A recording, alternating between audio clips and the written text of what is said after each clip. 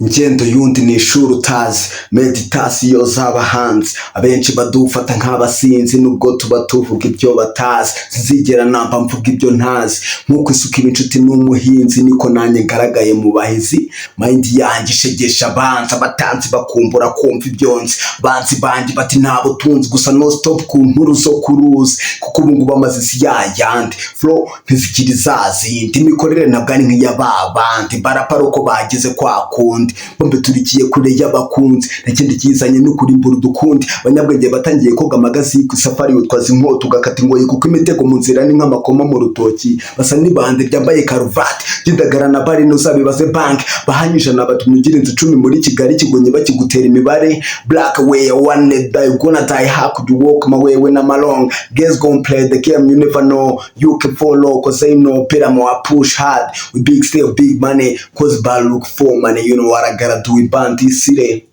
you know what I gotta do with Bandy City.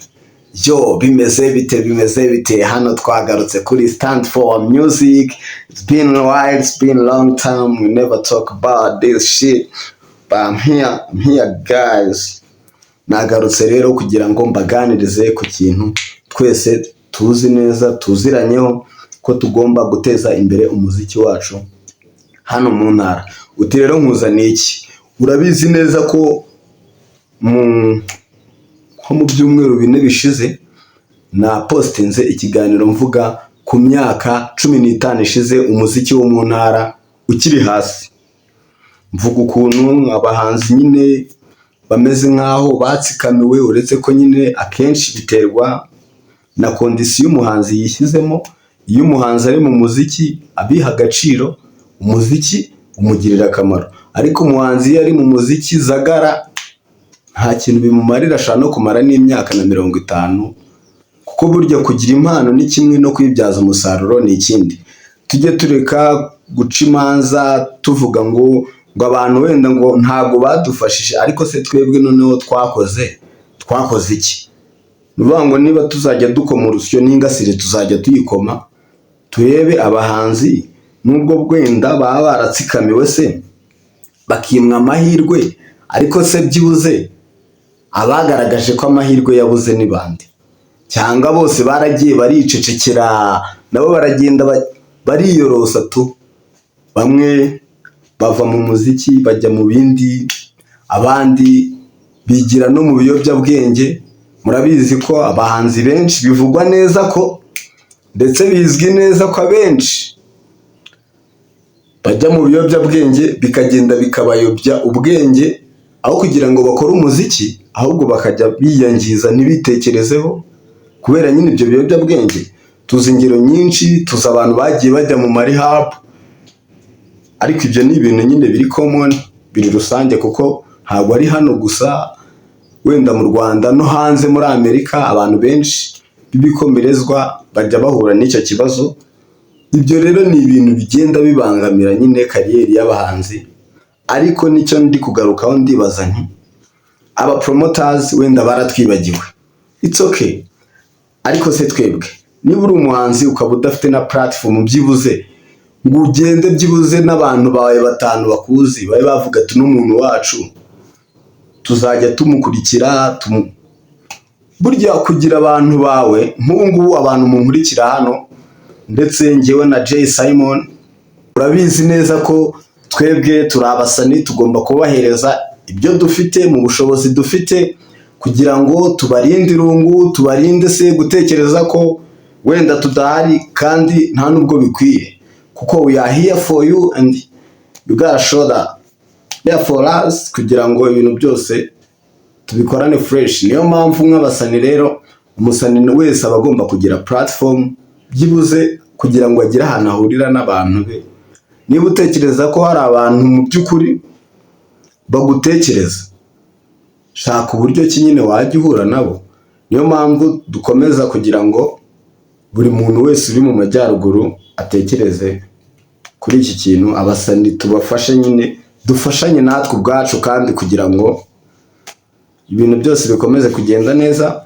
Ari nacyo kintu ngira ngo nkugezeho aka kanya.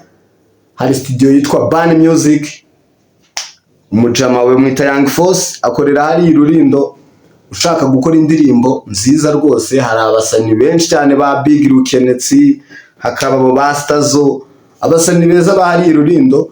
Ndashaka kuzashaka umwanya nkajya kubasura nkabaganiriza, nkasura n'iyo studio Ban Music kuko numvishe ibihangano byayo kabisa bifatika.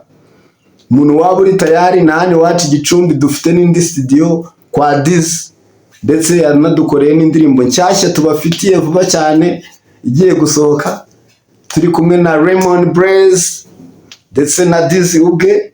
Urumva ni ibintu kabisa bishyushye ndetse mushonje muhishiwe. Niyo mpamvu nkomeza kubararikira kugira ngo mukomeze mudukurikirane. Umuntu utarakora subscribe ayikore kugira ngo ikindi kintu gitaha tugiye kuzazana aba ari tayari kugikurikira kandi ku gihe. Ndabashimiye rero, kandi ikindi hari inkuru nshaka gutangira kubagezaho. Ubundi nabitekerejeho, maze igihe mbitekereza mvuga ati ese mu by'ukuri muri ino myaka 15 ishize hari ibintu byinshi byabaye. Hari igihe umuntu aba yumva yavuga, burya ntago kuba gira ngo nk'uko Tavugenge yabivuze, kuba ngo kuba umuntu adashobora kuvuga nyine cyangwa se umuntu akaba acecetse, ntabwo ari uko ababuze ibyo avuga, ntabwo ari uko umutwe uba uri mu busa, ahubwo ibintu aba ari byiza ko ubivuga ukabivugira igihe kugira ngo bigire abo byigisha, cyane cyane ko niba nibeshye neza ntabwo ndi kwisingiza, abahanzi benshi twatangiranye ubu ngubu benshi cyane inaha turwana n'ubuzima tukiri abana batoya cyane, tutazi ibyo ari byo, impano zitugurumanamo, mbese twebwe twumva ko icyo dukeneye ari ukugira ngo tuzamure izo mpano. Birangira abantu twari dutegereje ko baducira inzira, ahubwo nibo bazisibye cyane. Niko urugendo rw'umuziki rumera kabisa. Ndashaka kuzatangira rero story, nkababwira ubuzima nabayemo, nkababwira ibintu byose naciyemo. Abantu bibaza ati ni gute umuntu yaba yaratangiye muri 2011 akora umuziki, na n'ubu tukaba tukimeze gutya Igicumbi, na n'ubu mukaba mucyumva ibintu bigikonje Igicumbi, bigikonje mu majyaruguru, kandi abasani bashoboye bahari benshi cyane. Hari ba 19 Sound, hari abasani benshi ba Fabra murabazi. Mbese hari abantu benshi bakabaye kuba barubatse industry ikomeye cyane, yakabaye kuba iri ku rwego rwo hejuru. Ariko nyine twese dufite, buri wese yagira uruhande rwe, buri wese yagira excuse. Niyo mpamvu dukeneye kugira ngo twongere byibuze tugarure umuco wacu wo gushyira hamwe kugira ngo ibintu byibuze bisubire mu buryo. Ibyo rero bizagerwaho gute? I'll be sharing my story kugira ngo turebe niba hari ikintu twakwigiramo, kuko nari igihe nayo nkuru yawe nayumva ikanshimisha, kimwe nuko nawe niwumva yanjye hari tips uzumvamo, hari ibintu byinshi uzajya wumvamo bikagufasha, ndetse waba uri umuhanzi waba utari umuhanzi, kuko ubuzima twese dufite amahirwe yo kuba turiho. Kandi ndakeka testimony yanjye nintangira kuyikugezaho uzaryoherwa, kugira ngo bino bintu bihagarare, tureke gukomeza. Hari ibintu byinshi biba bituma ntekereza kuba twaganira kuri ibyo bintu bya story yanjye, kuko tekereza ko niba hano mu mujyi wacu mu majyaruguru hari utubari twinshi,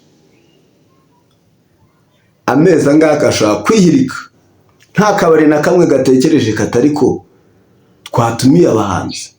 Ese abantu bajya kunywera mu tubari ntibaba bakeneye umuhanzi? Ariko kubera ko abantu b'inama ufite ikibazo, umuntu wese ufite akaririmbo ngo muba mushaka kugira ngo mumugire umusitari, ahubwo abahanzi bafite impano mukabirengagiza ngo nuko ngo mutaziranye. Twarabamenye, mukoresha ikimenyane kandi mugapromotinga abahanzi babaswa, abahanzi b'abahanga mukabatera umugongo. Ibyo nabyo byaragaragaye. So mukwiye guhindura imyumvire, kuko music ni business.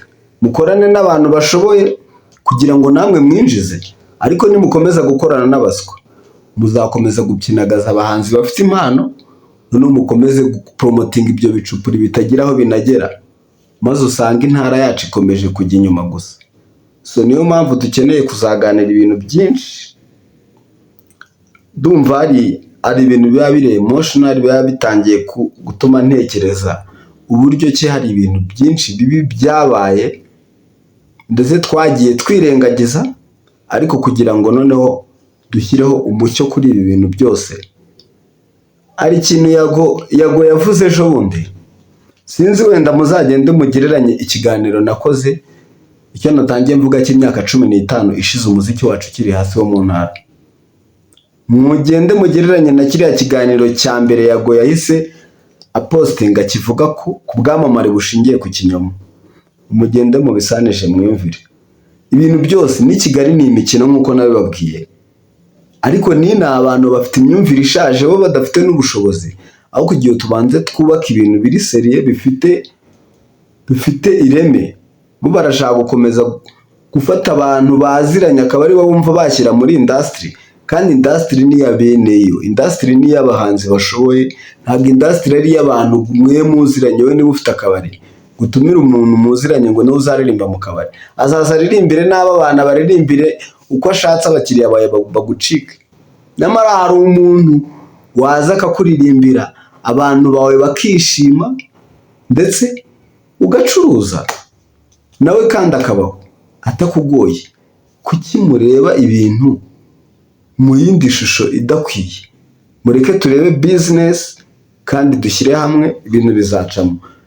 Rero twavuga byinshi ariko reka tugarukiraho, naho muri video itaha. Ndabakunda cyane. Domis.